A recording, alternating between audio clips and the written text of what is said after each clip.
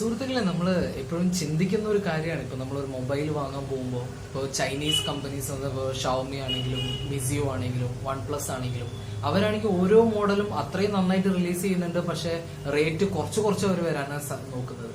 പക്ഷെ അതേ സമയത്ത് ഇപ്പോൾ ആപ്പിളോ സാംസങ്ങോ എൽ ജിയോ ഇവരൊക്കെ ഓരോ മൊബൈൽ ലോഞ്ച് ചെയ്യുമ്പോൾ അവർ ഓരോ മൊബൈലിന്റെ വില കൂട്ടി വരുന്നുണ്ട്.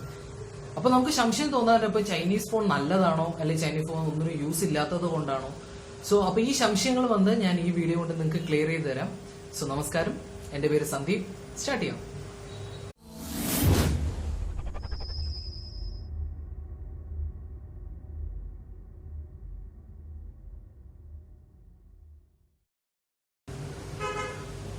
സുഹൃത്തുക്കളെ, ഇപ്പൊ നമുക്ക് കാണുകയാണെങ്കിൽ ഏറ്റവും ബ്രാൻഡഡ് ആയിട്ടുള്ള മൊബൈൽസ് എന്ന് പറയുന്നത് നമുക്ക് കാണാം സാംസങ്, അല്ലെങ്കിൽ ആപ്പിൾ, എൽ ജി, HTC.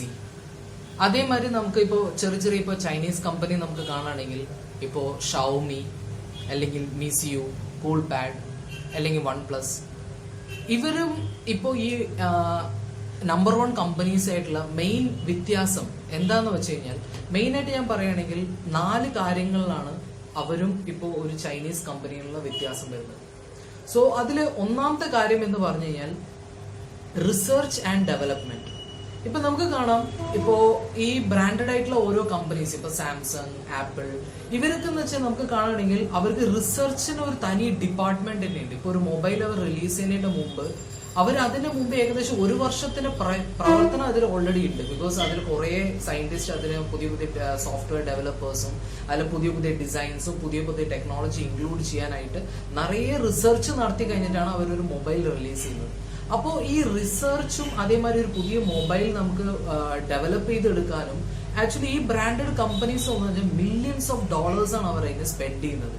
പക്ഷെ ഇതേ നമ്മൾ ഈ ചെറിയ കമ്പനീസ്, ഇപ്പൊ ഷവോമി എടുക്കുകയാണെങ്കിൽ, മിസിയോ, ഇങ്ങനത്തെ കമ്പനീസ് ഒക്കെ നോക്കുകയാണെങ്കിൽ അവർക്ക് ഇങ്ങനെ ഒരു ഡിപ്പാർട്ട്മെന്റേ ഉണ്ടാവില്ല. അവർക്ക് വെച്ചാൽ ഡിസൈനിങ് അവർ ചെയ്യുന്നുണ്ട്, പക്ഷെ ഇതിലുള്ള വലിയ റിസർച്ചോ അല്ലെങ്കിൽ വലിയ കാര്യങ്ങളോ അവർക്ക് അങ്ങനെ ഒരു ഡിപ്പാർട്ട്മെന്റേ ഇല്ലാത്തതുകൊണ്ട് അവർക്ക് അതിന്റെ ഒരു ചെലവിന് വളരെ വ്യത്യാസമുണ്ട്. രണ്ടാമത്തെ കാര്യം എന്ന് പറഞ്ഞാൽ മാർക്കറ്റിംഗ്. ഇപ്പൊ നമുക്കറിയാം, ഈ ബ്രാൻഡഡ് കമ്പനീസിന്റെ ഓരോ പ്രൊഡക്റ്റ്, ഇപ്പൊ അവര് മൊബൈൽ ആണെങ്കിലും അല്ലെങ്കിൽ നമുക്ക് കാണാം ഇപ്പൊ റിസ്റ്റ് ബാൻഡ് ആണെങ്കിൽ എന്ത് ലോഞ്ച് ചെയ്താലും അവർ അതേമാതിരിയുള്ള ഒരു വലിയൊരു അഡ്വർടൈസ്മെന്റ് അവർ ചെയ്യാറുണ്ട്. അപ്പൊ നമുക്ക് കാണാം, ഒരു ചെറിയൊരു മൊബൈൽ ലോഞ്ച് ചെയ്യുകയാണെങ്കിൽ അതിന് വലിയ ഫ്ലക്സ് ഉണ്ടാവും, ടിവിയിൽ അഡ്വർടൈസ്മെന്റ് ഉണ്ടാവും, മൊബൈൽ മീൻസ് നെറ്റിൽ അഡ്വർടൈസ്മെന്റ് ഉണ്ടാവും, ഈവൺ അതിന്റെ പാംപ്ലെറ്റ്സ്, ന്യൂസ് പേപ്പറിൽ ആഡ്, ഇങ്ങനെ ഇഷ്ടത്തിന് അഡ്വർടൈസ്മെന്റ് കാസ്റ്റ്. ഇപ്പോൾ ശരിക്കും പറയുന്ന ഒരു മൊബൈലിന്റെ മോർ ദാൻ 25 to 35% കോസ്റ്റും അവർ അഡ്വർടൈസ്മെന്റിന് വേണ്ടിയിട്ടാണ് അവർ ചെലവാക്കുന്നത്.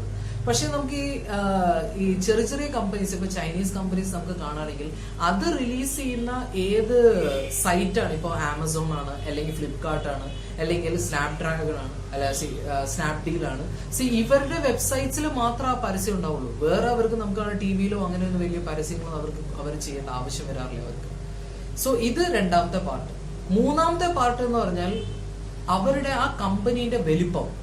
ഇപ്പൊ നമുക്ക് അറിയാം, ഇപ്പോ സാംസങ് ആണെങ്കിൽ ആപ്പിൾ ആണെങ്കിൽ ഈ കമ്പനിയിൽ എത്ര സ്റ്റാഫ്സ് ഉണ്ട് നമ്മളൊന്ന് ആലോചിച്ച് നോക്കി അറിയാം. എത്ര വലിയ കമ്പനിയാണ്. എല്ലാ കൺട്രിയിലും അവര് ഓഫീസേഴ്സ് ഉണ്ട്. അതേമാതിരി എത്രയോ ഡൗൺ സ്റ്റാഫ്സ് ഉണ്ട്, സർവീസ് സെന്റേഴ്സ് ഉണ്ട്. ഇതൊക്കെ അവര് മാനേജ് ചെയ്യാണ്. അപ്പൊ ഇത്ര പേർക്കും അവര് ശമ്പളം കൊടുത്ത് അവര് നോക്കേണ്ടതുണ്ട്. പക്ഷെ ഇപ്പൊ നമുക്ക് കാണുകയാണെങ്കിൽ ചെറിയ കമ്പനീസ് ഒക്കെ ആണെങ്കിൽ അവർക്ക് നമുക്ക് കാണുകയാണെങ്കിൽ ഇത്ര വലിയൊരു ബാക്ക്ഗ്രൗണ്ടോ അല്ലെങ്കിൽ അവർക്ക് അത്ര വലിയൊരു കമ്പനി അല്ല അത്. ബിക്കോസ് അവർക്ക് ജസ്റ്റ് അവർ ഒഫീഷ്യലായിട്ട് അവർക്ക് മാനേജ് ചെയ്യേണ്ട മാത്രം ആവശ്യം വരുന്നുള്ളൂ. പക്ഷെ ഇതുമാതിരി വലിയ കമ്പനീസിന് അത്രയും ഒരു മെയിൻ്റെനൻസ് കോസ്റ്റ് അവർക്ക് ആവശ്യം വരികയാണ്. പിന്നെ നാലാമത്തെ കാര്യം എന്ന് പറഞ്ഞു കഴിഞ്ഞാൽ അവരുടെ ഒരു സ്ട്രാറ്റജി എന്ന് പറയുന്നത് വെച്ച് കഴിഞ്ഞാൽ, ബിക്കോസ് അവർക്കറിയാം, നമുക്ക് നന്നായിട്ട് അറിയാം, ഇപ്പോ അവരുടെ ഒരു ബ്രാൻഡ്, ഇപ്പോ അവര് എത്ര റേറ്റ് കൂട്ടി വിട്ടാലും അവർക്കറിയാം അവരുടെ മാർക്കറ്റ് എന്ന് പറഞ്ഞു കഴിഞ്ഞാൽ വളരെ വലുതാണ്. അവർക്ക് നല്ലൊരു ഷെയർ ഓൾറെഡി മാർക്കറ്റിലുണ്ട്. അപ്പൊ അവര് എത്ര റേറ്റ് കൂട്ടി വിറ്റാലും അവർക്ക് ഉറപ്പായിട്ട് അവർക്കറിയാം അവരുടെ പ്രൊഡക്റ്റ് ചെലവാകും. പക്ഷെ ഈ ചൈനീസ് കമ്പനിയെ അപേക്ഷിച്ച് നമ്മൾ നോക്കുകയാണെങ്കിൽ അവർക്ക് ഭയങ്കര മത്സരമാണ്. ഇപ്പൊ നമുക്കറിയാം, ഓരോ കമ്പനിയും അവരെന്താ ചെയ്യുന്നത്, ഏറ്റവും ബെസ്റ്റ് പ്രൊഡക്റ്റ് ഏറ്റവും ചീപ്പ് കോസ്റ്റിൽ എങ്ങനെ കൊണ്ടുവരാൻ പറ്റും. അതുകൊണ്ട് അവരെ മൊബൈൽസ് നമുക്ക് കാണുകയാണെങ്കിൽ മാക്സിമം ഒരു 12,000, 10,000, 8,000 ആ റേഞ്ചിലൊക്കെ ഏറ്റവും ടെക്നോളജിയുള്ള മൊബൈൽ അവർ അവൈൽ ചെയ്യുന്നുണ്ട്. എന്താ കാരണം എന്ന് വെച്ച് കഴിഞ്ഞാൽ അവർക്കറിയാം ഏറ്റവും കൂടുതൽ അവരൊരു പുതിയ കമ്പനിയാണ്, അപ്പൊ അവർക്ക് കൂടുതൽ ആൾക്കാരുടെ കയ്യിൽ റീച്ച് ചെയ്യണം. അതുകൊണ്ടാണ് അവർ നമുക്ക് കാണാൻ ഇപ്പൊ ഇന്ത്യ അങ്ങനെയുള്ള പല കൺട്രീസിൽ അവർ ഏറ്റവും കൂടുതൽ കോൺസെൻട്രേറ്റ് ചെയ്യുന്നത്. പക്ഷേ നമുക്ക് കാണാൻ ഈ സാംസങ്, ആപ്പിൾ ഇവരൊക്കെ എന്ന് വെച്ചാൽ ഓൾറെഡി മൾട്ടിനാഷണൽ ജയൻസ് ആണ്. അവർക്ക് എല്ലാ കൺട്രിയിലും അവർക്ക് ബിസിനസ് ഉണ്ട്. സോ അതുകൊണ്ട് അവർക്ക് ആ ഒരു പേടിയില്ല. അതുകൊണ്ട് നമുക്ക് കാണാൻ പറ്റുക വെച്ച് കഴിഞ്ഞാൽ ഇപ്പോ അവർക്കൊരു മൊബൈൽ ഇപ്പൊ നമ്മൾ കേൾക്കാറുണ്ട് ചില സമയത്തൊക്കെ ഓരോ മൊബൈൽസിന് ഇപ്പൊ നമുക്ക് കേൾക്കാറുണ്ട് അവർ ഓരോ റേറ്റ് എത്ര ഇൻക്രീസ് ചെയ്യുന്നുണ്ട് അല്ലെ. ഇപ്പൊ ചില ഒരു മൊബൈൽ 50, 60,000, 70,000 അപ്പോഴും അത് വാങ്ങാൻ ആൾക്കാരുണ്ട്. അത് പുതിയ വെയിറ്റ് ചെയ്ത് നിൽക്കുകയാണ് ആൾക്കാർ ബുക്ക് ചെയ്യാൻ വേണ്ടിയിട്ട്. സോ അതാണ് മെയിൻ ആയിട്ടുള്ള 4 വ്യത്യാസങ്ങൾ. അപ്പോ എന്നെ അപേക്ഷിച്ച് ഞാൻ പറയുകയാണെങ്കിൽ ഇപ്പൊ നമ്മൾ ചിന്തിക്കാറുണ്ടാവും, ഓക്കെ അപ്പോ ചൈനീസ് ഫോണിന് ക്വാളിറ്റി ഇല്ലാതെ വേണോ? അപ്പോ സത്യം പറയുകയാണെങ്കിൽ ചൈനീസ് ഫോണിന് ക്വാളിറ്റിക്ക് ഒരു വ്യത്യാസവും ഇല്ല. ബിക്കോസ് ഇപ്പൊ സാംസങ് ആണെങ്കിലും അതേ ക്വാളിറ്റി വന്നിട്ട് നിങ്ങൾക്ക് ചൈനീസ് മൊബൈൽസും തരുന്നത്. എന്തുകൊണ്ടാന്ന് വെച്ച് കഴിഞ്ഞാൽ എല്ലാ കമ്പനീസും ഇപ്പൊ സ്വന്തമായിട്ടല്ല ഒന്നും ഉണ്ടാക്കുന്നത്. ഇപ്പൊ നമുക്ക് കാണണമെങ്കിൽ ഇപ്പൊ ഏതൊരു മൊബൈൽ എടുത്താലും അതിന്റെ മേ ബി പ്രോസസർ എടുക്കാം. പ്രോസസർ വേറെ കമ്പനിയിൽ നിന്ന് വാങ്ങിച്ചിരിക്കുക, സ്നാപ്ഡ്രാഗൺ എന്നായിരിക്കും വാങ്ങിച്ചിട്ടുണ്ടാവുക, അല്ലെങ്കിൽ മീഡിയാടെക് കമ്പനിയിൽ നിന്നായിരിക്കും വാങ്ങിച്ചിട്ടുണ്ടാവുക. അല്ലെങ്കിൽ അതിന്റെ ലെൻസ് എടുക്കുകയാണെങ്കിൽ നമുക്ക് കാണാം ചിലവർ കാൽസീസിന്റെ ലെൻസ് വാങ്ങിച്ചിട്ടുണ്ടാവും, ചിലർ സോണീന്റെ ലെൻസ് വാങ്ങിച്ചിട്ടുണ്ടാവും, ചിലർ സാംസങ്ങിന്റെ ലെൻസ് വാങ്ങിച്ചിട്ടുണ്ടാവും. സോ ഇതേമാതിരി ഡിസ്പ്ലേ എടുക്കുകയാണെങ്കിൽ ഇതേമാതിരി തന്നെ ഡിസ്പ്ലേ നമുക്ക് കാണാം വെവ്വേറെ കമ്പനി, ജപ്പാനീസ് ടെക്നോളജി, സാംസങ്ങിന്റെ ഡിസ്പ്ലേ ഉണ്ട്. സോ ഓരോന്നും അസംബിൾ ചെയ്യുക ചെയ്യുന്നത്. അപ്പൊ അതുകൊണ്ട് ഇപ്പൊ ചൈനീസ് ഫോണിന് ക്വാളിറ്റി ഇല്ലാന്ന് ഒരിക്കലും പറയാൻ പറ്റില്ല. ബിക്കോസ് അവരുടെ എല്ലാ സാധനങ്ങളും ബ്രാൻഡഡ് ആയിട്ടുള്ള കമ്പനീസ് തന്നെയാണ് അവർ വാങ്ങുന്നത്. ഇതേ തന്നെയാണ് സാംസങ്കാരും ചെയ്യുന്നത്. ഇപ്പൊ നമുക്ക് കാണാൻ റെഡ്മി, ഇപ്പോ റെഡ്മി 3 സ്നാപ്ഡ്രാഗൺ പ്രോസസ്സറാണ്. ഇതിന് ഇപ്പൊ നമുക്ക് 25-30,000 റുപ്പീസിന് സാംസങ് ഫോണിലും അതേ സ്നാപ്ഡ്രാഗൺ ആണ് പ്രോസസ്സർ യൂസ് ചെയ്യുന്നത്. അപ്പോ അതിനപേക്ഷിച്ച് നോക്കുകയാണെങ്കിൽ ക്വാളിറ്റിയിൽ രണ്ടും സെയിം തന്നെയാണ്, ഒരു വ്യത്യാസമില്ല. പക്ഷേ ഏറ്റവും വലിയ വ്യത്യാസം വരെ വരുന്നതെന്ന് വെച്ചാൽ ആഫ്റ്റർ സെയിൽ സപ്പോർട്ട്. ഇപ്പൊ നമുക്കാണെങ്കിൽ ബ്രാൻഡഡ് കമ്പനീസിന് ഏതൊരു മെയിൻ ഏരിയയിലും അവർക്ക് സർവീസ് സെന്റേഴ്സ് ഉണ്ട്.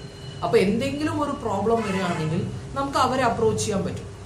പക്ഷെ ഇപ്പോൾ നമുക്ക് കാണുകയാണെങ്കിൽ ഇപ്പോൾ ഷവോമി അല്ലെങ്കിൽ മിസിയു ഇങ്ങനത്തെ ഒരു കമ്പനീസിൽ നമുക്ക് കാണുകയാണെങ്കിൽ അവർക്ക് അത്രയ്ക്കും സർവീസ് സെന്റേഴ്സ് ഇല്ല. മീൻസ് ആഫ്റ്റർ സെയിൽ സപ്പോർട്ട് അവർക്ക് അത്ര നന്നായിട്ട് പ്രൊവൈഡ് ചെയ്യാൻ പറ്റില്ല.